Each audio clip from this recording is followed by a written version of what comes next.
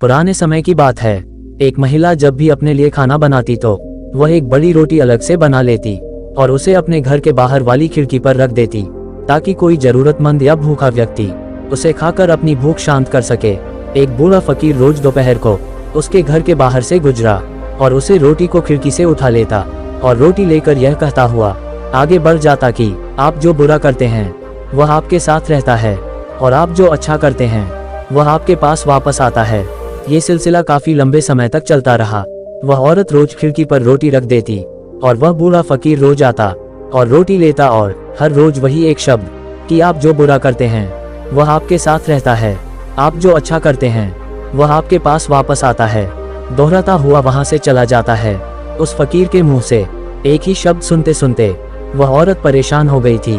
उसने सोचा कितना स्वार्थी है ये बूढ़ा, मैं रोज इसके खाने के लिए रोटी रखती हूँ लेकिन आज तक इसके मुंह से धन्यवाद का एक शब्द तक नहीं निकला और पता नहीं रोज एक ही शब्द क्या बरबरता रहता है, मुझे उसके कहने का मतलब भी समझ में नहीं आता।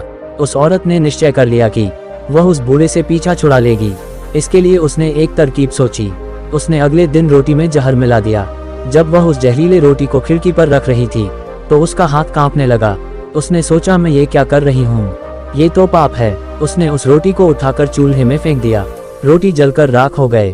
उसने बूढ़े के लिए दूसरे रोटी बनाई और उसे खिड़की पर रख दिया। हमेशा की तरह बूढ़ा आया और रोटी उठाए और शब्दों को बुदबुदाया। महिला के मन में चल रहे युद्ध से अनजान वह फकीर अपने रास्ते पर आगे बढ़ गया।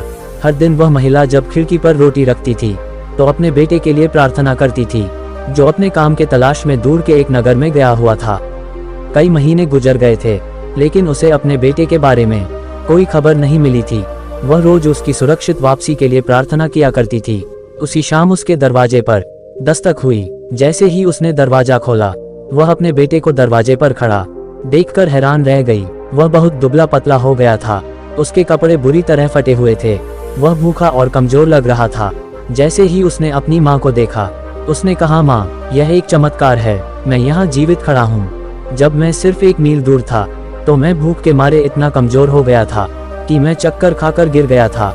मेरे अंदर एक कदम चलने की भी शक्ति नहीं थी, मैं मर जाता। लेकिन तभी वहां से एक बूढ़ा फकीर गुजरे। मैंने उसे एक निवाला खाने के लिए मांगा लेकिन उसने मुझे एक पूरी रोटी दे दी।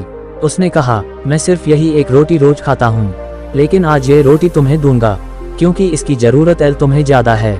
माँ ने पूछा कौन था वह बूढ़ा। बेटे ने कहा मुझे ये तो नहीं पता।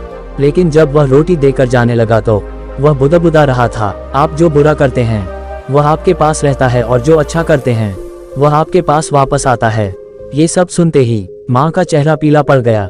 वह सदमे में आकर दीवार से टिक गई। उसे वह जहरीले रोटी याद आए जो उसने आज सुबह बनाई थी। यदि उसे वह आग में नहीं जलती तो उसका ही पुत्र उसे खा लेता और उसकी जान चली जाती।